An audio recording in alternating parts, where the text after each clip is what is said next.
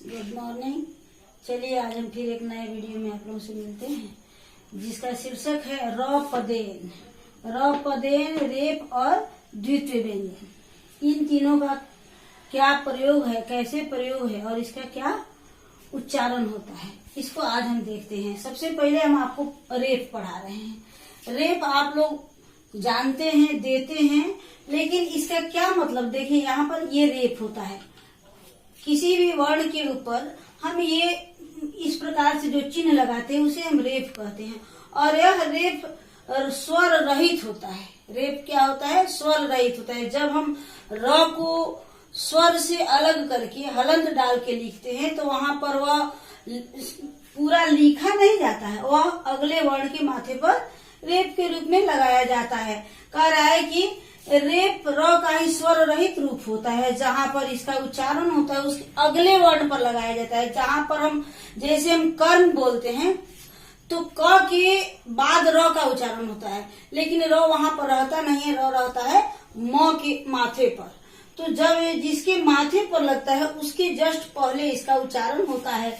थोड़ा सा यहाँ पर हम आप लोगों को लिख के बता देना चाहते हैं। यहाँ अगर हम कर्म लिख रहे हैं तो ये कर्म हम लिखे, लेकिन जब हम इसको वर्ण विच्छेद करेंगे तो क प्लस अ प्लस र के बाद अ नहीं लगाएंगे और फिर म प्लस अ, यानी यहाँ पर र तो है लेकिन र में अ नहीं है। र जो है सो अधूरा है, इसीलिए इसको हम पूर्ण रूप से लिख नहीं पाते हैं, लिखते नहीं है, इसको अगले वर्ण में माथे पर लगा देते हैं।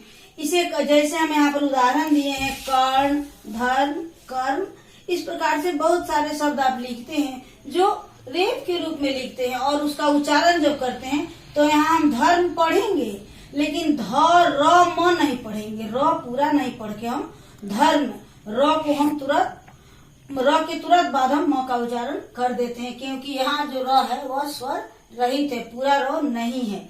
और दूसरा र लिखने का ढंग होता है पदेन के रूप में, जो पैरों में लगता है, इसका नाम है र पदेन।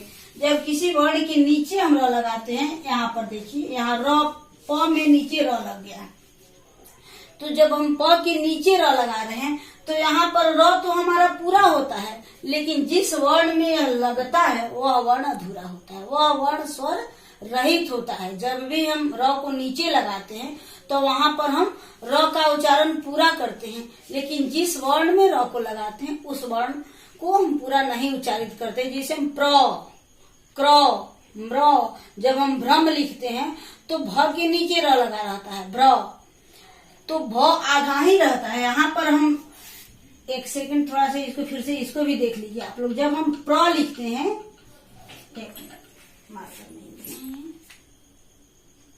देखिए जैसे यहाँ पर हम प्र लिखे हैं तो लिखे तो है, प पूरा आपको दिखाई दे रहा है और र जो है सो इसके पैर में नीचे लगा हुआ है, लेकिन जब इसको हम तोड़ेंगे तो यह प में हलंत आ गया, लेकिन इसके बाद अ नहीं आया। इसका मतलब क्या हुआ कि ये हमारा प आधा है, प हमारा आधा है, और र के बाद अ आ रहा है, इसका मतलब र हमारा पूरा है। ये स्वर के साथ है और ये स्वर के बिना है, ये बिना स्वर का है और ये स्वर युक्त है। इसीलिए हम जब उच्चारण करेंगे तो कहेंगे प्र, यानी प के बाद र है और र के बाद अ है, प हमारा पूरा नहीं है, तो इसे कहते हैं हम र पदेन। जैसे यहाँ पर हम उदाहरण आपको लिख के दिखाए हैं। यहाँ पर लिखे हैं कि यह र का पूर्ण रूप यानी स्वर के साथ वाला र होता है। यह जो र होता है यह स्वर के साथ होता है, मगर यह जिस वर्ण में लगाया जाता है वह वर्ण अधूरा होता है, वह स्वर रहित होता है। यह जिस वर्ण में भी लगाया जाता है, जैसे हम क्रम ही लिख देते हैं तो यहाँ जब क्र लिखते हैं तो क हमारा, यहाँ क्र जब लिखे तो ये हमारा क जो है देखने में तो हमारा क पूरा दिखाई दे रहा है, लेकिन जब हम इसको तोड़ेंगे तो क के बाद हम अ नहीं लगाएंगे और र के बाद अ लगाएंगे, यानी हमारा क आधा है और र पूरा है। तो यहाँ कह रहा है कि जैसे प्रेम, आकाश, भ्रम, विनम्र आदि जितने भी शब्द में र नीचे लगा रहता है, वहां पर आप लोग कभी भी भविष्य में इसको देखिएगा या इसका वर्ण विच्छेद कीजिएगा तो जिस वर्ण में लगता है उसके साथ अ नहीं लगाएंगे और र के साथ हम अ लगाएंगे। चलिए ये आपका पूरा हो गया। अब कह रहे हैं द्वित्व वर्ण। द्वित्व वर्ण किसे कहते हैं? एक ही व्यंजन वर्ण को दो बार लिखते हैं। एक तो आधा रहता है और एक पूरा रहता है। एक रहता है स्वर रहित और दूसरा रहता है स्वर युक्त। तो जब एक ही व्यंजन वर्ण दो बार आता है, एक स्वर के बिना और एक स्वर के साथ, तो उसे कहते हैं द्वितीय व्यंजन वर्ण। जैसे कह रहा है कि जब कोई व्यंजन ध्वनि अपने व्यंजन ध्वनि से मिलती है, एक ही व्यंजन दूसरे व्यंजन से मिलती है, तो उसे द्वितीय व्यंजन कहते हैं। जैसे बच्चा, बच्चा जब लिखते हैं तो च को हम दो बार लिखे हैं, लेकिन एक च हमारा आधा है और दूसरा च हमारा पूरा है। जैसे हम लिखते हैं कच्चा, तो वहां पर च डबल है लेकिन च एक आधा और एक पूरा है। उसी प्रकार पक्का, सच्चा, इस प्रकार से जितना भी शब्द हम लिखते हैं इसे हम कहते हैं द्वितीय व्यंजन। इसको कहेंगे द्वितीय व्यंजन, यानी एक ही व्यंजन वर्ण दो बार आता है। इसको थोड़ा सा आप लोग देखिए, फिर हम आप लोग के लिए कुछ HW देते हैं। इसको जूम करके दिखा रहे हैं, आप लोग रोक के लिखिएगा और फिर हम आप लोग के कुछ HW दे रहे हैं।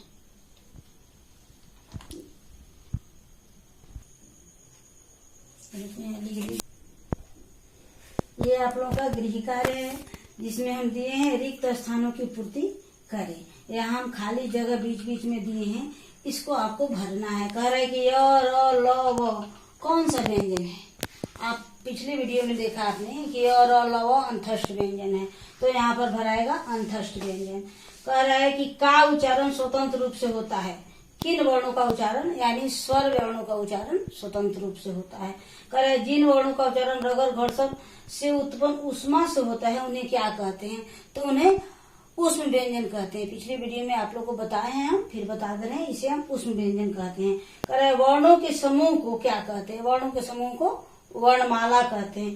कंठ, तालु, मूर्धा, दंत, होष्ठ के द्वारा के स्पर्श द्वारा व्यंजनों का उच्चारण होता है। इसमें क्या भराएगा, ये क्वेश्चन आप लोग के लिए हम छोड़ रहे हैं। बाकी क्वेश्चन का उत्तर बता दिए, इस क्वेश्चन का उत्तर आप लोग को खुद से बनाना है। पिछली वीडियो को देखिएगा तो सारा उत्तर आप लोग का क्लियर हो जाएगा और इसको आप लोग अपने कॉपी में बनाइएगा। फिर हम आगे आप लोग से मिलते हैं अगले वीडियो में।